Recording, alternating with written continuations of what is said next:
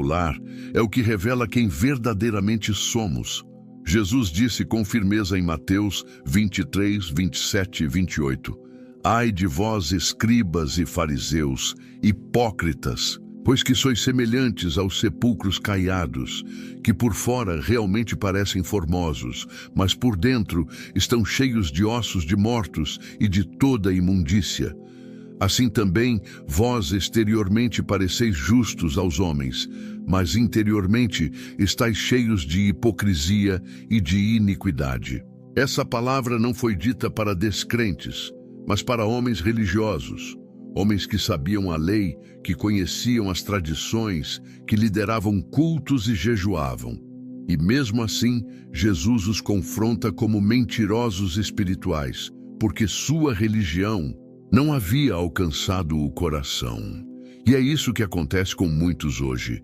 Têm um discurso bonito, sabem as canções de cor, participam dos ministérios da igreja, mas não permitem que a palavra transforme seus comportamentos mais íntimos. São pacientes com os irmãos na congregação, mas grosseiros com o cônjuge. São educados com o pastor, mas impacientes com os filhos.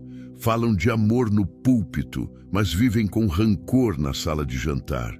São esses os que enganam a si mesmos, porque julgam sua espiritualidade por aparências, e não pela obediência prática a Cristo. A verdade é simples, mas dura. A espiritualidade autêntica se revela no lar. É lá que a fé é provada, que o fruto do Espírito é testado, que o caráter cristão é evidenciado. Não é nas luzes da igreja, mas nas sombras do cotidiano, que a verdadeira conversão se manifesta. Deus não se impressiona com rituais. Ele busca arrependimento, ele busca verdade, ele busca transformação. Quantas vezes a própria casa se torna o lugar onde o nome de Deus é desonrado? Quantas vezes o nome de Cristo é falado na igreja e negado na cozinha? Um pai que ora em público, mas grita com os filhos. Uma mulher que canta no coral, mas guarda mágoas profundas contra o marido. Um jovem que se mostra piedoso, mas vive em desobediência quando está longe do olhar pastoral. Isso não é fé, isso é engano. E o engano é terreno fértil para a destruição espiritual. Muitos confundem frequência com fidelidade. Pensam que estão em comunhão com Deus porque não faltam aos cultos. Mas se as paredes do lar pudessem falar, quantos testemunhos condenadores surgiriam? Deus vê tudo, nada está oculto aos seus olhos, e Ele não compartilha sua glória com a falsidade. A igreja pode aplaudir, os irmãos podem admirar, mas se o coração está longe, Deus rejeita o sacrifício. Foi assim com Caim, foi assim com os fariseus. E será assim com todo aquele que tenta viver uma fé que impressiona os homens, mas entristece o espírito. O profeta Isaías escreveu, em nome do Senhor: Este povo se aproxima de mim com a sua boca e me honra com os seus lábios, mas o seu coração está longe de mim. Isaías 29, 13. E Jesus citou esse mesmo versículo ao confrontar os religiosos do seu tempo, porque não é de hoje que o homem tenta parecer o que não é. Desde o Éden, o ser humano tenta cobrir com folhas aquilo que só o sangue de Cristo pode lavar. Tentamos maquiar a vida com aparência de santidade, quando o que Deus quer é sinceridade, arrependimento, humildade. É necessário rasgar o coração, não as vestes. É necessário que a luz de Cristo penetre os cômodos da nossa vida, inclusive aqueles que mantemos trancados, longe dos olhos dos outros. Não há fé verdadeira sem transparência diante de Deus. Não há culto agradável se o altar do lar está em ruínas. Não há adoração que suba ao céu se o coração está afundado na mentira. Quando o Senhor olha para um homem ou uma mulher, Ele não vê os títulos eclesiásticos, não vê o tempo de membresia, não vê a eloquência do discurso. Ele vê o quanto essa pessoa ama, perdoa, honra, serve, se arrepende, se submete. Ele vê o que acontece na segunda-feira, na Madrugada no silêncio, no convívio com aqueles que nos conhecem de verdade. Porque é aí que a fé é revelada. A Bíblia não foi escrita apenas para ser pregada no púlpito. Ela foi dada para ser vivida no cotidiano. Os mandamentos de Cristo são práticos, transformadores, exigentes. Ele nos chamou para sermos sal e luz. E sal não serve se não tempera. Luz não cumpre seu propósito se não brilha onde há trevas. A igreja é importante. O culto congregacional é precioso. Mas não pode haver separação entre o que somos no templo e o que somos no lar. O Espírito Santo não habita em discursos vazios. Ele habita em corações quebrantados. E há muitos que oram pedindo avivamento, mas não estão dispostos a mudar seus hábitos secretos. Pedem mais unção, mas continuam alimentando rancores e impurezas. Querem ser usados por Deus, mas não querem ser moldados por Ele. Querem as promessas, mas rejeitam a disciplina. Querem os milagres, mas resistem à transformação. Não se engane, Deus não pode ser zombado. O que o homem semeia, isso também colherá. Se semeamos fingimento, colheremos esterilidade espiritual. Se semeamos hipocrisia, colheremos juízo. Mas se semeamos arrependimento sincero, se nos humilhamos, se buscamos a santidade no secreto, então colheremos graça, presença e transformação. O Senhor está à porta, não da igreja, mas da sua casa. Ele bate e espera ser convidado para entrar. Mas ele não entra onde há mentira, onde há falsidade, onde há religiosidade sem arrependimento. Ele entra onde há fome pela verdade, sede de justiça, desejo de mudança. A casa onde Jesus é bem-vindo não é a mais arrumada, é a mais sincera. Não é a mais decorada, é a mais rendida. Que ele encontre lugar, não apenas em nossos cânticos, mas em nossas atitudes mais íntimas. Porque a igreja que agrada a Deus começa dentro de casa. Primeira coisa, falta de perdão dentro de casa.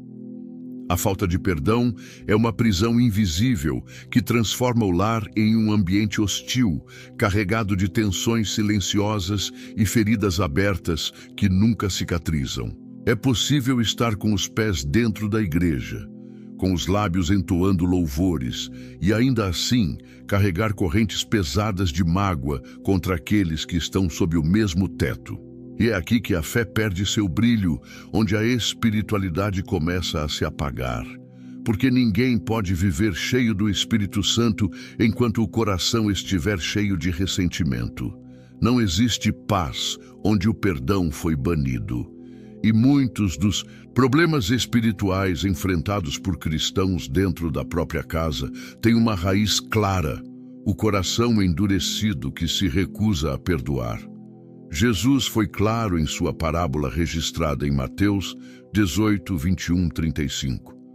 Um servo que devia uma fortuna ao rei foi perdoado por misericórdia. Mas ao sair, ele se encontrou com um companheiro que lhe devia uma quantia muito menor. Em vez de perdoar, ele agarrou o homem pela garganta e o lançou na prisão. Quando o rei soube, ficou indignado. E o final da parábola é um alerta aterrador. O servo perverso foi entregue aos verdugos até que pagasse toda a dívida. E Jesus conclui: assim também vos fará meu Pai Celestial, se do coração não perdoardes cada um a seu irmão. Isso não é simbólico, é literal. O perdão que recebemos de Deus só faz sentido se Ele nos transforma a ponto de oferecermos a outros aquilo que recebemos: misericórdia. Quem se recusa a perdoar não entendeu o Evangelho, porque o Evangelho é graça imerecida. É a notícia de que fomos perdoados quando merecíamos condenação. É a prova viva de que Deus preferiu a reconciliação ao castigo. Como, então, ousamos reter perdão daqueles que falharam conosco? Como podemos orar, perdoa-nos assim como nós perdoamos, e ao mesmo tempo alimentar ressentimentos silenciosos em nossos corações? A falta de perdão não apenas destrói lares, ela impede a presença ativa de Deus naquele ambiente. O Espírito Santo não habita onde há barreiras erguidas pelo orgulho. E muitas orações não são ouvidas não por falta de fé, mas por excesso de rancor. Pedro escreve em 1 Pedro 3,7 que até mesmo as orações podem ser impedidas por causa de desentendimentos no lar. Isso não é uma metáfora, é uma verdade espiritual. Deus se importa com a maneira como tratamos os nossos. Deus observa como lidamos com ofensas, com falhas, com erros daqueles que vivem conosco. Guardar mágoas é como cultivar ervas venenosas no jardim do coração. Por fora, tudo pode parecer bonito, a fachada religiosa pode estar impecável, mas no íntimo, há raízes de amargura que crescem silenciosamente e contaminam tudo ao redor. E a casa, que deveria ser um abrigo de paz, torna-se um campo de batalha entre silêncios pesados, palavras ferinas e olhares cheios de culpa e acusação. Quantos casamentos estão aprisionados não por adultério, não por deslealdade, mas pela incapacidade de liberar perdão? Quantos filhos crescem feridos porque os pais se recusaram a pedir perdão por palavras ditas no calor do momento?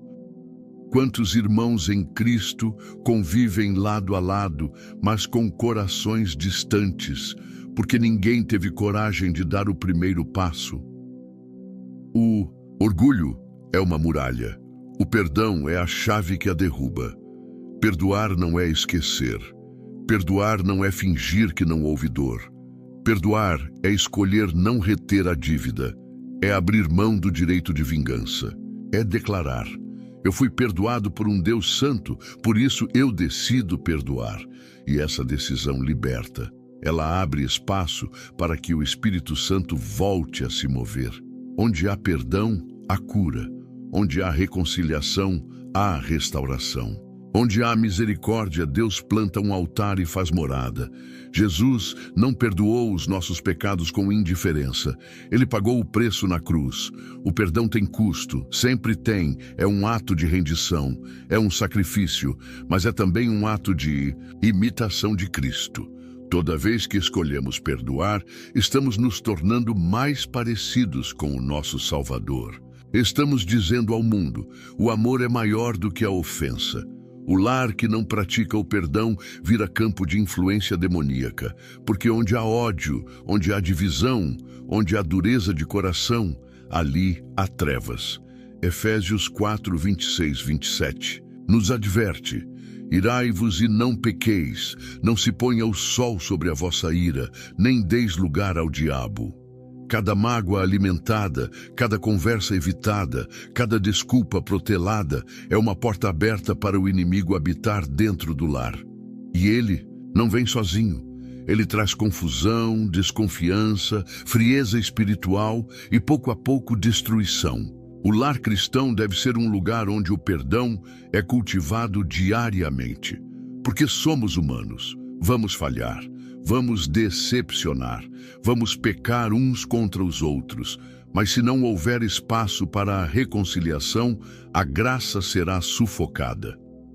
A verdade é que todos nós precisamos de perdão constantemente, e aquele que mais recebe da parte de Deus deve ser o primeiro a oferecer aos outros. Muitos estão doentes espiritualmente, emocionalmente, até fisicamente, porque não conseguem liberar perdão.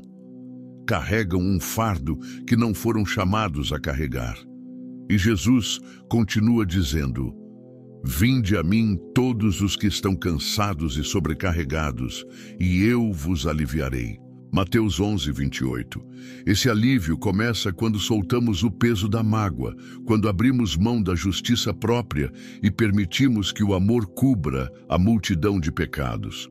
O perdão muda atmosferas, ele restaura casamentos, reconstrói amizades, renova alianças e abre os céus sobre o lar. A maior prova de maturidade espiritual não é quanto você ora em público, mas quanto você se humilha em casa para pedir ou oferecer perdão. Deus honra o quebrantado. Deus exalta o que se humilha. Deus responde àquele que se reconcilia. Se há alguém que você precisa perdoar, faça isso hoje. Não espere mais um culto. Não espere mais uma briga. Não espere que o outro dê o primeiro passo. Tome a iniciativa, porque você conhece a cruz, você conhece o sangue, você sabe o que custou o seu perdão. Então, não retenha aquilo que o céu já liberou sobre sua vida. Abra a porta da sua casa para que o perdão entre. E quando o perdão entrar, o próprio Cristo se assentará à mesa. E se você precisa ser perdoado, tenha coragem de reconhecer. As palavras "me perdoa" são pequenas, mas abrem caminhos para milagres. Elas quebram muros que anos de silêncio não conseguem derrubar. Elas trazem cura onde só havia ferida. Não tenha vergonha de se humilhar. Tenha medo de endurecer. Porque um coração endurecido é o solo onde o diabo semeia destruição. Mas um coração quebrantado é o lugar onde Deus derrama sua graça abundante. A casa onde se perdoa é a casa onde Deus habita, porque ali o amor venceu, e onde o amor vence, o céu se manifesta. Segunda coisa, língua ferina e palavras que matam. Há lares que não precisam de gritos para estarem em guerra. Basta uma palavra mal colocada, uma frase dita com veneno, um silêncio carregado de desprezo. A língua tem poder. A Bíblia não exagera quando afirma, em Provérbios 18, 21, que a morte e a vida estão no poder da língua. E se isso é verdade, então, cada palavra que sai da nossa boca tem o potencial de edificar ou destruir. Muitos cristãos não cometem adultério, não roubam, não matam, mas assassinam diariamente o ânimo, a dignidade e a paz das pessoas com quem convivem através de palavras duras, acusações, ironias e desprezo. Você pode levantar as mãos no culto e cantar com fervor, mas se na sua casa suas palavras esmagam, humilham e causam medo, então há algo profundamente errado na sua caminhada espiritual. Porque aquilo que falamos em casa revela quem realmente somos. O lar é o termômetro da nossa fé. É ali, longe dos olhos dos irmãos, que mostramos se o fruto do Espírito realmente habita em nós. E esse fruto começa a se manifestar na forma como usamos a língua, como falamos com o cônjuge, como corrigimos os filhos, como tratamos os mais fracos, como reagimos quando estamos irritados ou contrariados. As palavras têm peso eterno. Jesus disse que daremos conta de cada palavra frívola que pronunciarmos, Mateus 12, 36. Isso inclui aquela ironia que parecia uma piada, mas feriu profundamente. Inclui aquela crítica que parecia um conselho, mas que esmagou o coração de quem ouviu. Inclui o silêncio carregado de frieza, que comunicou rejeição mais do que 1000 insultos. Deus vê tudo isso, Deus ouve. E Ele sonda não apenas o que foi dito, mas o espírito com que foi dito. Há palavras que adoecem o coração. Um marido que com constância diminui a esposa, destrói a alma dela. Uma mãe que sem perceber vive dizendo ao filho que ele é burro, inútil ou vergonha, está semeando feridas que ecoarão pela vida inteira. Um filho que com grosseria responde aos pais, está pisando sobre o mandamento que traz promessa. A língua ferina é uma arma. E muitos têm vivido com o lar em ruínas porque não aprenderam a dominar essa arma. Se o inimigo quiser destruir uma família, ele não precisa começar por fora. Basta encontrar dentro dela alguém que fala sem sabedoria e sem amor. O apóstolo Tiago diz que a língua é como um fogo que incendeia todo o corpo, um mundo de iniquidade. Tiago 3:6. Ele também afirma que com ela bendizemos a Deus e com ela amaldiçoamos os homens, feitos à semelhança de Deus. E conclui dizendo: meus irmãos, não convém que estas coisas sejam assim. Tiago 3,10. Há crentes que falam em línguas no culto, mas com a mesma boca ferem os seus em casa. Há pregadores que falam com unção no altar, mas com arrogância dentro do lar.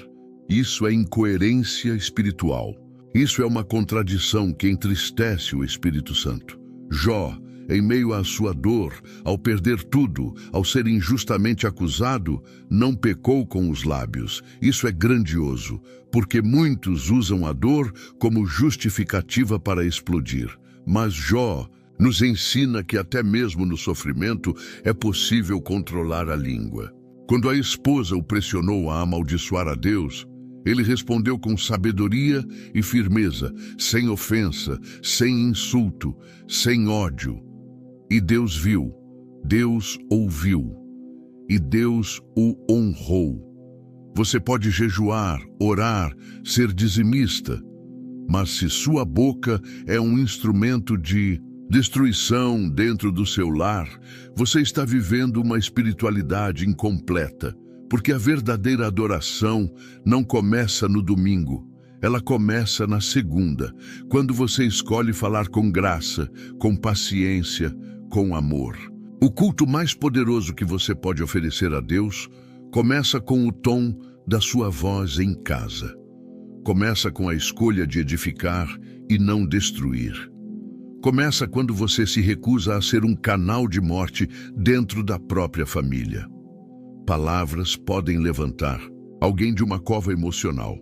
Um "eu acredito em você" pode curar anos de rejeição. Um "me perdoa, eu errei" pode restaurar relacionamentos que pareciam condenados. Um "obrigado" pode reacender a chama no coração de quem estava se apagando por falta de reconhecimento. E, acima de tudo, um "eu te amo" sincero, vindo de um coração transformado, pode fazer com que a presença de Deus volte a reinar onde antes só havia silêncio e mágoa. Mas isso exige humildade. Domar a língua exige um coração submisso ao Espírito Santo. Porque, como disse Jesus, a boca fala do que está cheio o coração. Lucas 6,45. Se há veneno nas palavras, é porque há amargura no coração. Se há acusações, é porque há orgulho. Se há zombaria, é porque falta temor. Deus quer mudar não apenas a nossa fala, mas a fonte da qual ela brota. Ele quer curar o nosso interior, para que o que sai da nossa boca seja bênção e não maldição. Há maridos que precisam reaprender a falar com ternura. Há esposas que precisam reaprender a falar com honra. Há pais que precisam reaprender a falar com paciência. Há filhos que precisam reaprender a falar com respeito. E tudo isso começa com uma decisão, a de colocar a língua sob o controle do Espírito Santo, de reconhecer que cada palavra tem poder e que uma casa onde se fala com graça é uma casa onde Deus se manifesta. O lar que deseja ser cheio da presença de Deus deve ser um lar onde as palavras são temperadas com sal, como diz Colossenses 4:6. Isso não significa que nunca haverá confrontos ou correções, mas que até mesmo nesses momentos a verdade será dita com amor, com sabedoria, com compaixão, porque o objetivo nunca será humilhar, mas edificar. Nunca será destruir, mas restaurar. E se hoje o seu lar está ferido por palavras malditas que foram lançadas no calor da raiva, saiba que há restauração para isso. Mas ela começa com arrependimento, começa com confissão, começa com um novo compromisso de usar a boca não mais como arma, mas como instrumento de cura. Há poder no pedido de perdão, há poder no silêncio oportuno, há poder no elogio sincero, há poder no encorajamento e, acima de tudo, há poder na palavra de Deus sendo proferida dentro do lar, como fonte de verdade, consolo e direção. Que nossas palavras não sejam como dardos envenenados, mas como bálsamo que cura. Que nosso falar revele quem habita em nós, e que nossas casas deixem de ser campos de batalha e se tornem altares de adoração, onde cada frase, cada conselho, cada resposta seja uma ponte para a reconciliação e nunca um muro para a divisão. Porque o Espírito Santo não habita em meio a insultos, mas onde há palavras de vida. Terceira coisa, a dupla vida que Deus detesta. Existem pessoas que aprenderam a atuar dentro da igreja. Sabem o tom certo de voz para orar, conhecem os gestos apropriados durante o louvor, sabem citar versículos e até expressam emoções com lágrimas nos olhos. Mas quando voltam para casa, a máscara cai. O mesmo homem que parece ser santo diante da congregação é rude, impaciente e frio dentro do lar. A mulher que levanta as mãos no culto vive em constante amargura e fofoca. O jovem que canta no altar é o mesmo que se alimenta de impurezas escondidas. Essa é a realidade da dupla vida, e Deus a detesta. A hipocrisia espiritual não é um problema leve aos olhos do Senhor. Ela é uma afronta à sua santidade. E se há algo que o Espírito Santo expõe com firmeza nas Escrituras, é o perigo de viver uma fé dissimulada, onde a aparência substitui a essência e a imagem pública se torna mais importante do que a intimidade com Deus. Foi essa mesma hipocrisia que Jesus condenou nos fariseus, e foi por esse mesmo espírito que Ananias e Safira morreram diante da igreja primitiva. Em Atos 5:1-11, lemos sobre esse casal que vendeu uma propriedade e trouxe uma parte do valor aos apóstolos, fingindo entregar tudo. O problema não foi a quantia, mas a mentira. Eles queriam parecer mais espirituais do que realmente eram. Queriam o reconhecimento público sem a entrega verdadeira. Queriam os aplausos da igreja sem o custo da obediência. E o resultado foi fatal. Deus julgou sua mentira com severidade, não apenas para eles, mas como um alerta para todos os tempos. Deus não aceita performances. Ele não compartilha sua glória com a falsidade. Muitos cristãos hoje vivem como Ananias e Safira. Fingem entrega, mas retêm o que deveriam consagrar. Demonstram piedade no templo, mas não demonstram caráter no lar. E o mais triste é que acreditam que estão enganando os outros, quando na verdade estão se enganando a si mesmos. O próprio Jesus advertiu: nada há encoberto que não venha a ser revelado e oculto que não venha a ser conhecido. Lucas 12:2. Mais cedo ou mais tarde, Deus expõe o que está escondido. A casa é o primeiro lugar onde a autenticidade deveria brilhar. Não faz sentido pregar sobre o amor de Deus e desprezar o próximo dentro de casa. Não adianta liderar ministérios se não conseguimos liderar o nosso próprio coração no silêncio do lar. Deus está mais interessado em um coração íntegro do que em uma reputação irrepreensível. Porque a reputação pode enganar, mas o caráter é revelado na convivência diária. Viver uma vida dupla é como andar sobre cordas frouxas. Mas, cedo ou mais tarde, a queda será inevitável. A hipocrisia corrói a alma, destrói a fé verdadeira e impede o mover de Deus. Um lar onde há duplicidade espiritual se torna um ambiente pesado, espiritualmente fechado, onde a luz de Cristo é apagada pelo fingimento. É preciso escolher: ou vivemos para agradar a Deus ou para agradar os homens. Os dois caminhos são incompatíveis. A fé verdadeira começa na honestidade diante do Senhor. Não se trata de perfeição, mas de sinceridade. Deus não exige que sejamos impecáveis, mas que sejamos autênticos. Ele abomina o orgulho disfarçado de santidade.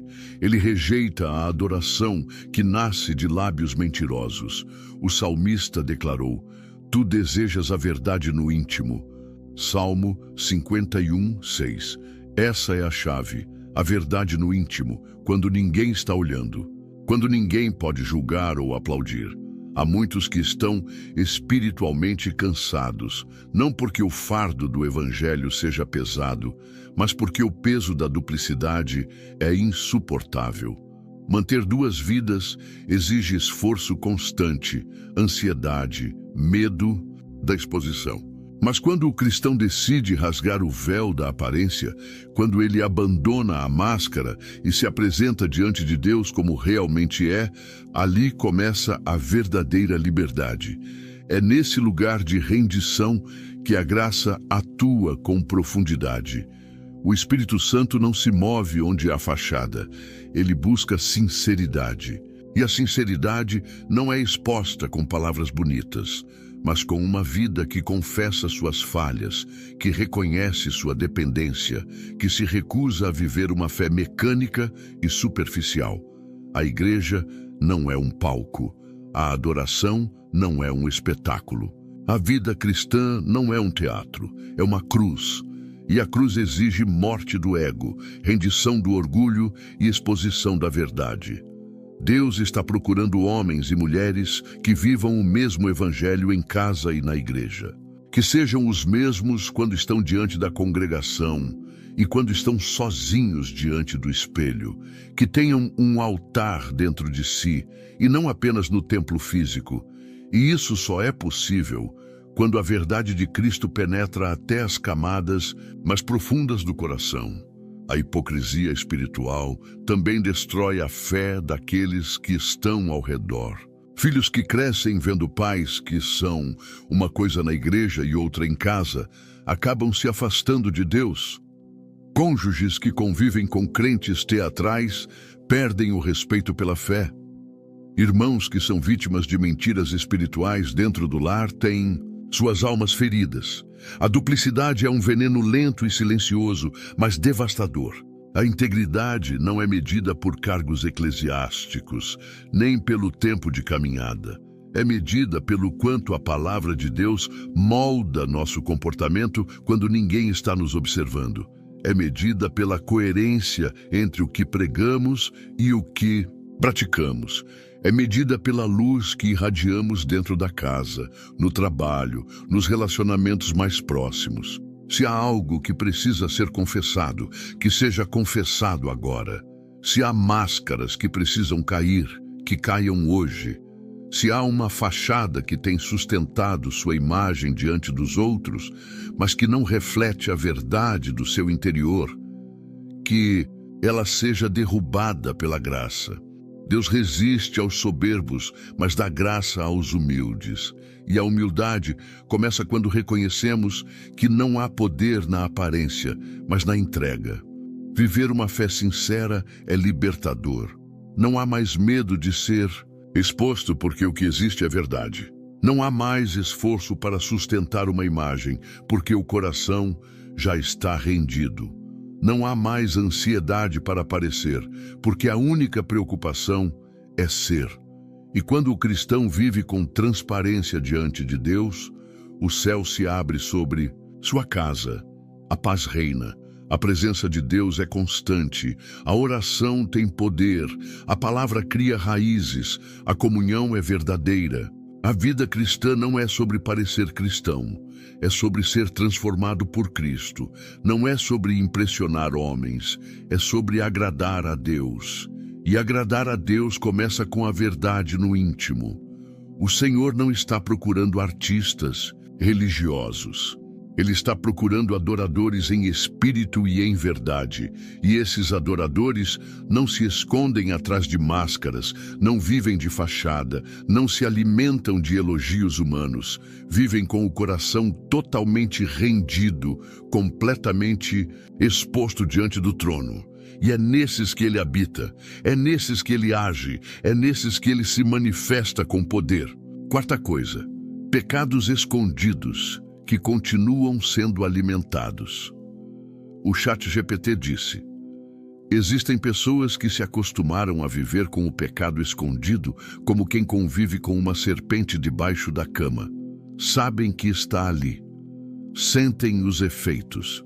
Percebem o cheiro da morte. Mas não querem levantar o lençol, não querem expor a verdade, não querem quebrar o ciclo, preferem esconder, justificar, maquiar. E ainda assim seguem aos cultos, cantam, servem, falam em nome de Deus, mas por dentro estão adoecidos, vazios, sufocados, porque o pecado que é alimentado no escuro sempre cobra um preço alto na luz, e Deus não se deixa escarnecer. Há vícios escondidos atrás da religiosidade, homens que pregam e oram, mas estão presos à pornografia, mulheres que aconselham, mas guardam rancores e alimentam desejos que não agradam a Deus, jovens que louvam, mas se envolvem secretamente com imoralidade, drogas, apostas, mentiras, famílias inteiras que sorriem na porta da igreja, mas vivem submersas em gritos, abusos e desrespeito dentro de casa. Esses pecados não desaparecem com o tempo. Eles crescem. Eles se tornam muralhas. Eles viram prisões. No Salmo 32, Davi declara algo profundo: enquanto calei os meus pecados, envelheceram os meus ossos pelos meus constantes gemidos todo o dia.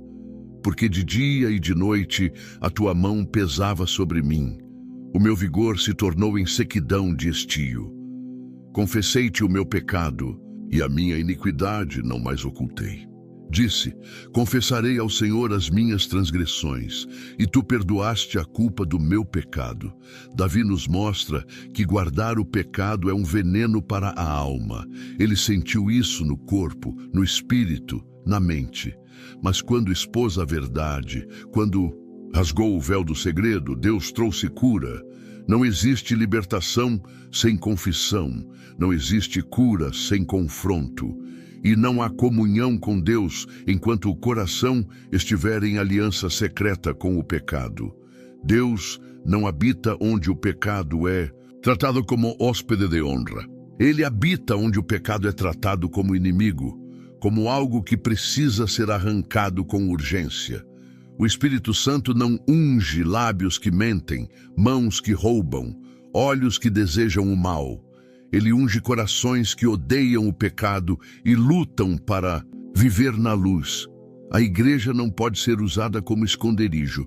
Ela deve ser um hospital. E um hospital é lugar de exposição, de feridas abertas, de verdades reveladas. Jesus não veio para mascarar pecados. Ele veio para arrancá-los pela raiz. Isso dói. Porque o pecado muitas vezes se torna um hábito, uma fuga, um alívio falso. Romper com ele é como romper com um vício emocional.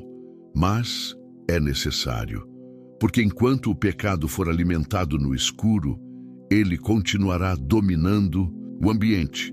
É preciso lembrar que o pecado escondido sempre se manifesta de alguma forma. Ele muda o tom de voz. Ele esvazia as orações. Ele tira a paz do sono. Ele bloqueia o mover do espírito. Ele contamina relacionamentos. Ele alimenta a culpa. E mais cedo ou mais tarde, ele será trazido à tona. Não porque alguém descubra, mas porque Deus ama demais para permitir que a mentira continue governando. Tudo o que está escondido será revelado. Isso não é ameaça. É misericórdia, porque Deus prefere te envergonhar por um momento do que te perder para sempre. Adultérios escondidos destroem famílias, vícios secretos escravizam mentes, práticas ocultas, superstições, feitiçarias disfarçadas de tradições de família, objetos consagrados dentro de casa, músicas que abrem brechas espirituais, entretenimentos que corrompem. Tudo isso, quando não é confrontado, se torna morada do inimigo. E o diabo só precisa de um canto escuro para fazer um estrago em toda a casa. Ele não precisa de uma porta escancarada, Basta uma janela entreaberta. Por isso, é tempo de limpar a casa. É tempo de lançar fora o que desagrada a Deus. É tempo de rasgar o coração diante do Senhor. Quando Josué liderava o povo, um homem chamado Acã escondeu objetos proibidos dentro da tenda. Ninguém viu. Mas o pecado de um homem trouxe derrota para toda a nação. E Deus disse a Josué: anátema no meio de ti, ó Israel. Não poderás resistir aos teus inimigos, enquanto não tirares o anátema do meio de vós. Josué 7:13. O povo só voltou a vencer quando o pecado foi exposto, julgado e removido. Isso é sério. Há lares que não prosperam espiritualmente porque há coisas escondidas que precisam ser entregues, destruídas, confrontadas. Esconder o pecado é uma tentativa inútil diante de um Deus que tudo vê. É como tentar tampar o sol com as mãos. Pode enganar os outros, pode manter a reputação intacta, pode preservar a imagem por um tempo, mas não passa pelo crivo da santidade de Deus. Ele sonda os corações. Ele conhece as intenções. Ele vê o que é dito em segredo. Ele ouve os pensamentos mais profundos. E ele não se impressiona com rituais religiosos se o altar da vida estiver contaminado. A confissão é o caminho da libertação. Não se trata de confessar publicamente, mas de abrir o coração diante de Deus com sinceridade. E, se necessário, buscar ajuda espiritual, buscar aconselhamento, buscar restauração. Porque não vale a pena viver com a alma escondida atrás de um verniz religioso. Não vale a pena trocar a presença de Deus pela aparência de piedade. Não vale a pena trocar a liberdade da luz pela prisão da escuridão. É hora de confrontar o que tem sido alimentado às escondidas. É hora de perguntar com coragem: Senhor, há algo dentro de mim que precisa ser arrancado pela raiz? Porque o pecado nunca fica onde está. Ele cresce, ele se espalha, ele endurece o coração, ele silencia a voz do Espírito. Mas quando a verdade entra, quando a luz é acesa, quando o arrependimento é sincero, então o sangue de Jesus purifica. Então a presença de Deus volta a fluir. Então o lar volta a ser morada da paz. Então a alma volta a respirar. O que você alimenta no escuro, o que tem sobrevivido na sua vida porque ainda não foi confessado, o que você guarda que precisa ser destruído, hoje é o dia de entregar. Hoje é o dia de arrancar o ídolo. Hoje é o dia de escolher a verdade. Porque Deus não quer só sua presença no culto. Ele quer sua vida por inteiro. Ele quer sua casa limpa. Ele quer sua alma rendida. E Ele quer habitar onde há sinceridade, onde há arrependimento, onde há sede de santidade. Que não reste nenhum esconderijo onde o pecado continue sendo alimentado. Que tudo seja exposto à luz, e onde há luz, não há lugar para as trevas. Quinta coisa, uma casa sem oração, sem palavra e sem Deus. Há lares que possuem uma Bíblia em cima da estante, mas há meses ela não é aberta. Há casas com versículos escritos na parede, mas que já esqueceram como é orar em família. Há famílias inteiras que se arrumam para ir à igreja todo domingo, mas vivem o restante da semana como se Deus fosse um visitante ocasional e não o Senhor da casa. Esse é o retrato de muitos lares cristãos hoje. Casas onde a presença de Deus foi substituída por distrações, rotinas e um tipo de cristianismo domesticado, sem profundidade, sem fogo, sem altar. Um lar sem oração é um campo aberto ao inimigo. Um lar sem palavra é um ambiente vulnerável à mentira. Um lar sem Deus é um espaço espiritualmente desprotegido. E o mais alarmante é que muitos não percebem o quanto estão distantes da vontade de Deus, porque continuam com a aparência de piedade. continuam indo à igreja, continuam servindo nos ministérios, continuam se identificando como cristãos, mas não têm mais comunhão com o Pai dentro do lar. A luz foi apagada, o altar foi quebrado, a adoração se tornou algo institucionalizado e não mais relacional. Josué fez uma declaração poderosa diante do povo: eu e a minha casa serviremos ao Senhor. Josué 24:15. Ele não disse: eu servirei ao Senhor na igreja. Nem disse: minha família seguirá meus passos de longe. Ele uniu sua vida pessoal com sua vida familiar e consagrou ambos ao serviço de Deus. Essa declaração foi feita num momento em que o povo de Israel estava dividido entre servir ao Deus verdadeiro ou seguir os deuses estranhos das nações ao redor. Josué escolheu. Ele fez um compromisso que começa dentro de casa, e é esse compromisso que está em falta hoje. Quando a casa não se torna lugar de oração, ela rapidamente se torna lugar de contenda, frieza e confusão. A oração é o que conecta a alma da família com o céu. É o que convida a presença do Espírito para habitar no cotidiano. Mas muitos lares perderam esse hábito. Não se ouve mais orações em voz alta. Não há mais consagração das refeições. Não há mais clamor pelos filhos, pelos casamentos, pela cidade. A vida se tornou corrida. A rotina engoliu o sagrado e Deus passou a ser lembrado apenas nas emergências. E quando a Bíblia é deixada de lado, o lar perde sua bússola espiritual. A palavra é lâmpada para os pés e luz para o caminho. Sem ela, os caminhos da casa se tornam obscuros.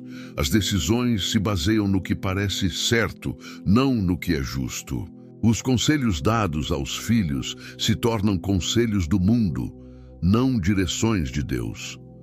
As conversas se tornam vazias de vida eterna. E aos poucos, a família começa a andar em círculos, perdendo o senso de direção, perdendo o discernimento, perdendo a paz. Um lar sem Deus é uma construção sobre areia.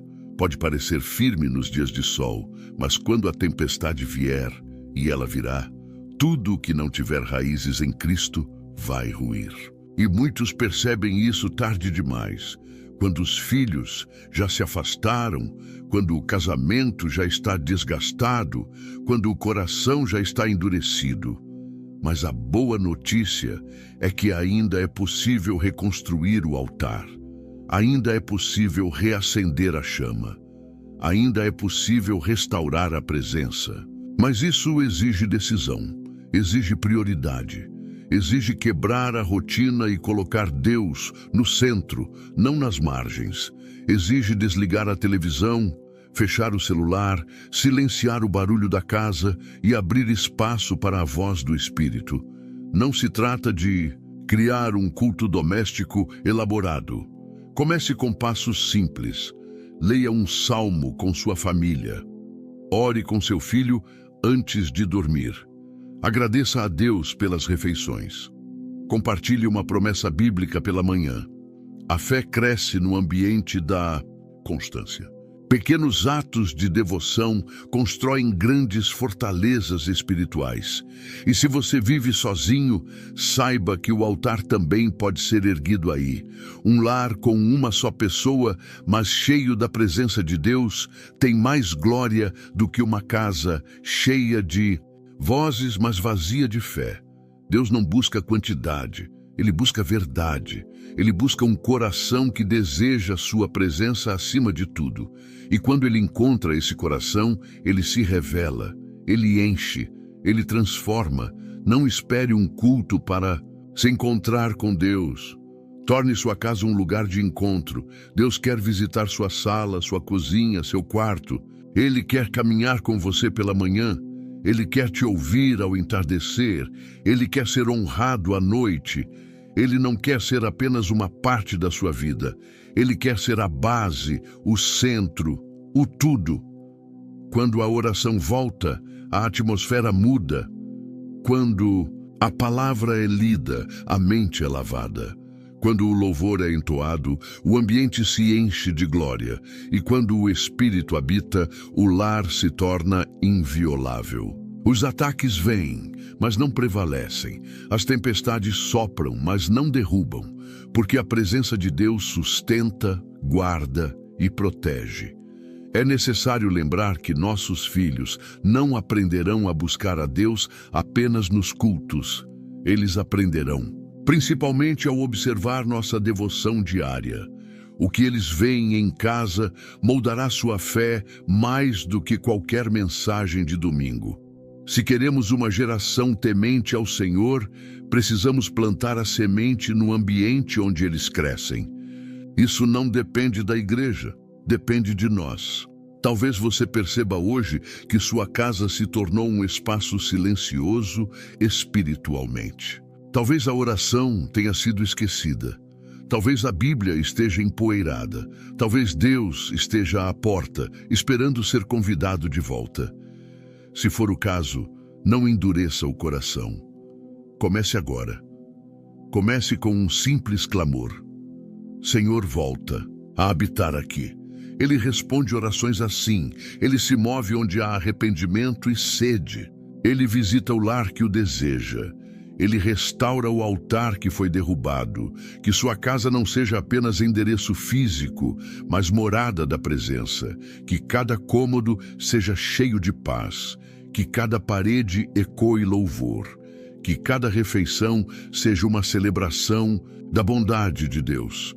Que cada conversa seja temperada com graça. Que cada lágrima seja acompanhada por uma oração. Porque quando Deus habita em uma casa, tudo muda. E quando Ele é o centro do lar, não é preciso esperar pelo domingo para adorá-lo. O culto se torna contínuo, a vida se torna adoração. E a fé se fortalece em cada gesto simples, como abrir a Bíblia, dobrar os joelhos, levantar as mãos e dizer: Senhor, esta casa é tua. A igreja verdadeira começa dentro de casa. Deus procura adoradores inteiros. O ChatGPT disse: há uma diferença gritante entre frequentar uma igreja e ser a própria igreja. A frequência pode ser semanal, o envolvimento pode ser intenso, o nome pode estar no hall de membros. Mas a verdadeira igreja não começa no templo físico, ela começa no coração e se manifesta primeiramente dentro de casa. Deus não está procurando religiosos pontuais, mas adoradores inteiros, pessoas que não vivem de aparências, mas de essência, que não esperam pelo domingo para serem cristãs, porque já vivem a fé no cotidiano, nos detalhes, nas conversas simples e nas escolhas silenciosas que ninguém vê. A igreja verdadeira é formada por homens e mulheres que entenderam que a fé não é um evento, mas um estilo de vida, que não se contentam em se sentar em bancos sagrados se a sua mesa em casa continua sendo lugar de discórdia, que não levantam as mãos em adoração enquanto mantêm as mãos fechadas em casa, trancadas em silêncio, raiva ou desinteresse. A adoração real começa quando decidimos viver no secreto aquilo que professamos em público, e é disso que Deus está à procura. Jesus, ao conversar com a mulher samaritana em João 4, afirmou que o Pai está procurando adoradores que o adorem em espírito e em verdade. Essa é uma das poucas vezes em toda a Escritura em que vemos Deus sendo descrito como alguém que procura algo. Ele não procura grandes pregadores, não procura corais afinados, não procura mega-templos. Ele procura adoradores, e esses adoradores não se medem pelo volume do louvor, mas pela profundidade da vida, pela coerência entre aquilo que cantam e aquilo que vivem, pela integridade no lar, na mente, no coração. Quando Zaqueu subiu em uma árvore para ver Jesus passar, ele era apenas mais um homem curioso, mas Jesus, que vê além das aparências, chamou-o pelo nome e declarou: Zaqueu, desce depressa, porque hoje me convém pousar em tua casa. Lucas 19:5. Não foi no templo, Não foi na sinagoga, não foi em uma reunião religiosa. Jesus decidiu transformar a vida de Zaqueu dentro da sua própria casa. E quando a presença de Cristo entrou naquele lar, a mudança foi imediata. Senhor, resolvo dar aos pobres a metade dos meus bens, e, se em alguma coisa tenho defraudado alguém, restituo 4 vezes mais. Lucas 19:8. Foi ali que a verdadeira conversão aconteceu. Foi à mesa, na intimidade do lar, que o milagre de salvação se revelou. Isso nos mostra uma verdade profunda. A transformação que não alcança a casa é incompleta. Se Jesus está mesmo no centro da vida, ele precisa estar no centro do lar. Se ele é Senhor, deve governar não só o domingo, mas também a segunda-feira. Não só os cultos, mas também os diálogos em família. Não só os louvores, mas também as decisões financeiras, os relacionamentos, as prioridades diárias. O Evangelho nunca foi um convite para a aparência, sempre foi um chamado à rendição total. Quando Cristo entra na vida de alguém, ele deseja ocupar todos os cômodos, não apenas a sala de estar, onde as visitas são recebidas, mas também os quartos trancados, os armários escondidos, os porões da alma. Ele deseja fazer morada, e para isso exige-se entrega, não parcial, não negociada, mas inteira. É fácil parecer cristão na frente dos outros. Mas a verdadeira fé é provada no lugar onde não há aplausos. No lar, não há plateia. Lá, tudo é real. Os filhos conhecem o tom de voz. O cônjuge conhece os hábitos. O ambiente carrega o reflexo do espírito que o governa. E é justamente ali que a presença de Deus deseja se manifestar. Não para fazer espetáculo, mas para fazer transformação. Há muitos que vivem como se Jesus fosse um hóspede, alguém que visita de vez em quando, mas ele não quer ser hóspede, ele quer ser o dono. Pararam de brilhar, os trovões pararam de rugir, e os discípulos ficaram ainda mais atemorizados. E diziam: que homem é este, que até o vento e o mar lhe obedecem? Eles ainda não tinham compreendido plenamente que ali estava o Senhor de todas as eras, o Rei dos Reis, o Senhor dos Senhores, o Deus verdadeiro. Mas chegaram ao outro lado do pequeno mar da Galileia. E lá encontraram uma visão estranha. Um homem selvagem, um homem nu, sangrando da cabeça aos pés por causa dos ferimentos altos e profundos. O homem veio correndo e gritando. E a Bíblia diz que ele estava possuído por um demônio. Você diz agora, Billy Graham, você acredita que eles eram realmente demônios? Sim, eu acredito que havia demônios de verdade nos dias de Jesus. E eu acredito que eles são demônios de verdade agora. Existe um diabo de verdade. Existe um verdadeiro diabo no mundo agora. A Bíblia ensina, e podemos ver evidências de sua ação em todos os lugares. E todos nós que vivemos a vida cristã, o encontramos todos os dias. Porque estamos em conflito, não com a carne e o sangue, como diz a Bíblia, mas com as forças espirituais. Principados, potestades e governantes em lugares tenebrosos. Há um diabo e há demônios. Agora, eles podem ser mais sofisticados na América do que em qualquer outro lugar do mundo. Mas são demônios. No entanto, veja bem, o homem precisa ter algum tipo de poder sobrenatural além de si mesmo para seguir. E muitas vezes, se ele não seguir a Deus, o Deus verdadeiro, ele criará um Deus ou simplesmente seguirá o diabo diretamente. Agora, o que Satanás significa na Bíblia? A palavra Satanás, que é usada tantas vezes na Bíblia, vem de uma palavra grega. E a palavra demônios vem de outra palavra, demônio. E a Bíblia tem muito a dizer sobre esses demônios. Diz que eles são capazes de entrar e controlar um homem. Eles podem entrar em você e controlá-lo. Veja bem, a Bíblia diz que eles são mencionados em toda a Bíblia como impuros, violentos e maliciosos.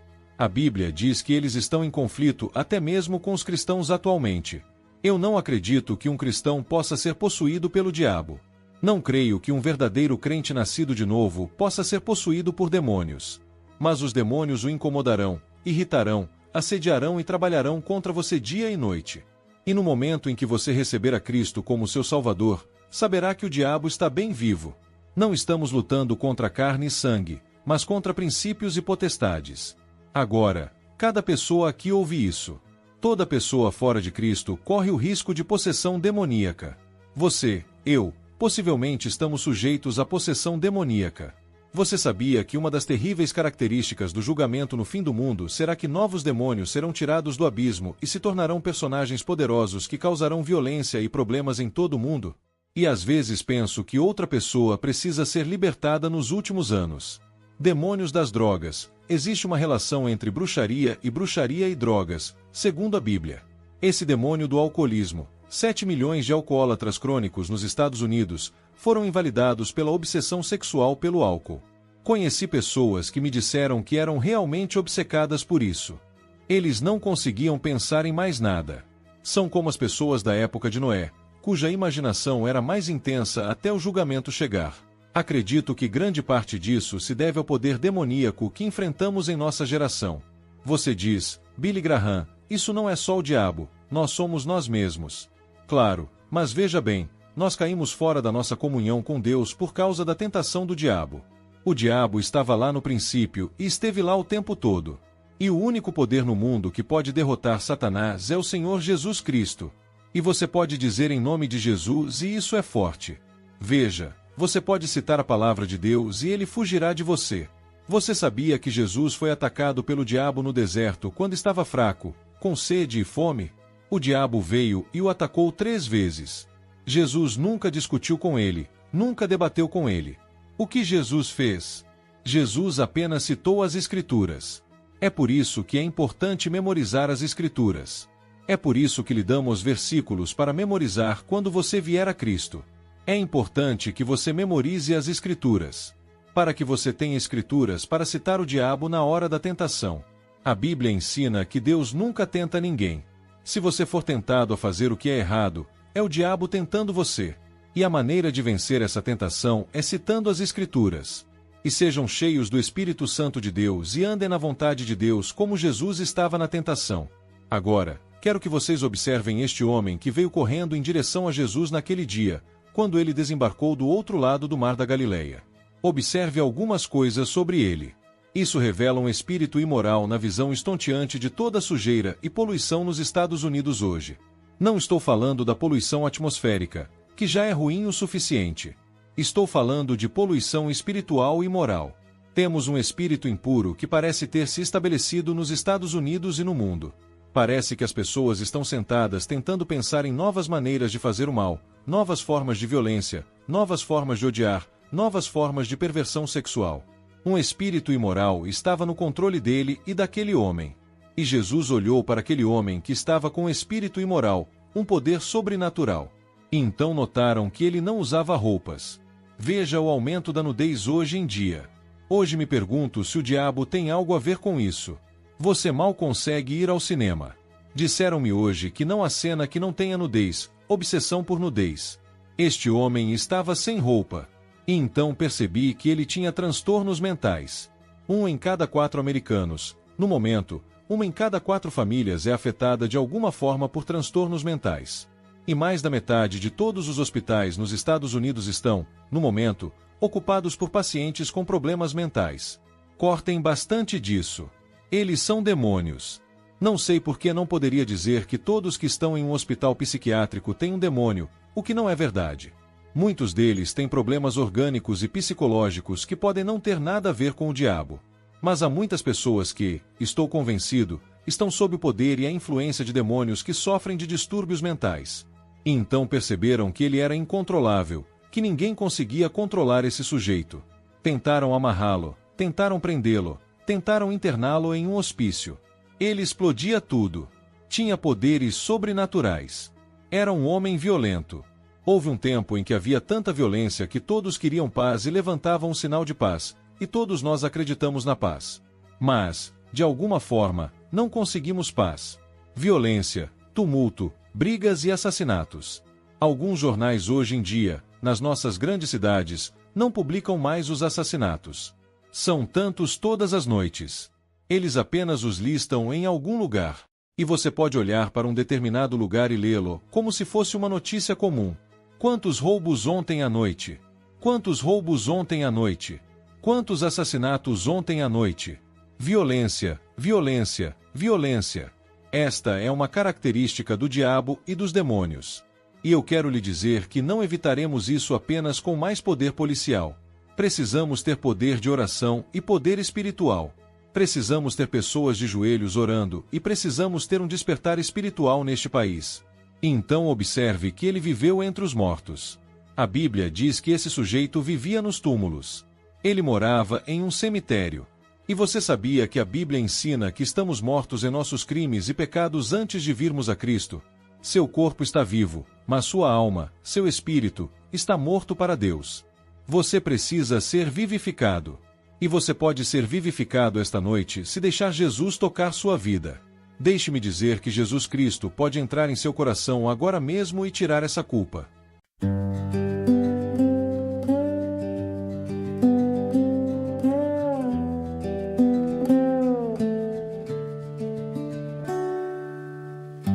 Autumn sketches, quiet signs on the paths we leave behind. Golden leaves like letters fall, writing routes we can recall. Every step a faded trace, carried in the wind's embrace. Footprints vanish with the breeze, but these leaves show where we'll be. Hold the trembling in your hand, feel the map of shifting lands. Though the ground might fade away, the map remains in what we say. Maps written by fallen leaves, guiding hearts through shifting breeze. Every color, every scene shows the truth beneath the dream. Walk the roads we never chose, follow where the leaf wind blows. Maps written by fallen leaves, lead me where my spirit breathes.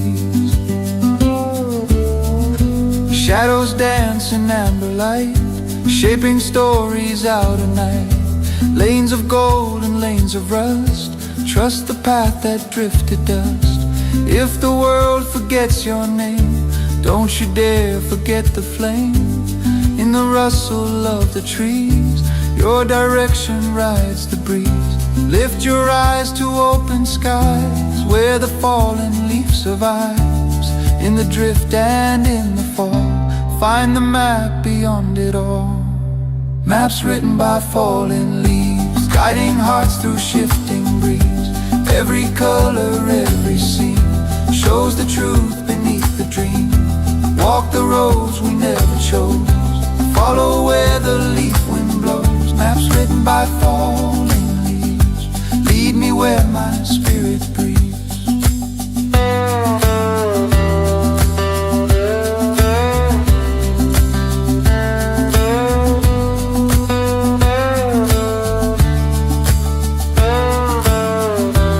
When the storms erase the lines, when the days become unkind, I'll listen to the rustling trees, let them draw the paths I need.